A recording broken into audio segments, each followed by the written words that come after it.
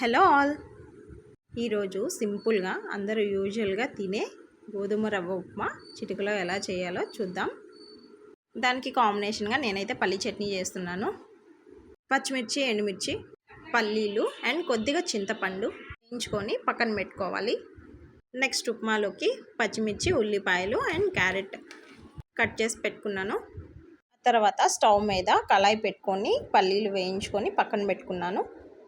Next పోపు దినుసులు వేసి వేయించుకున్నాక cut చేసుకొని పెట్టుకున్న ఉల్లిపాయ, పచ్చిమిర్చి, క్యారెట్ ఉన్నాయి కదా, అవి వేసుకొని మగ్గనిచ్చుకోవాలి.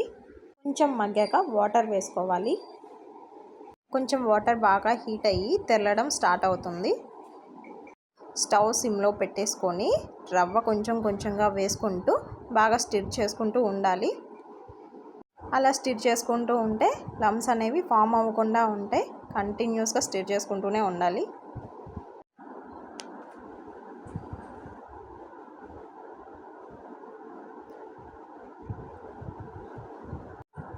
సో ఫైనల్గా మనకి ఈ కన్సిస్టెన్సీలో వచ్చేంత వరకు ఉంచుకోవాలి.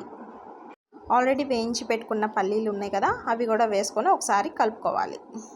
సో ఉప్మా రెడీ అయిపోయింది. పల్లీ చట్నీకి ఆల్రెడీ వేయించుకొని పెట్టుకున్నాం కదా, అవి చల్లారాక మిక్సీ వేసుకొని పోపు పెట్టేసుకోవడమే. That's all for this recipe. Bye.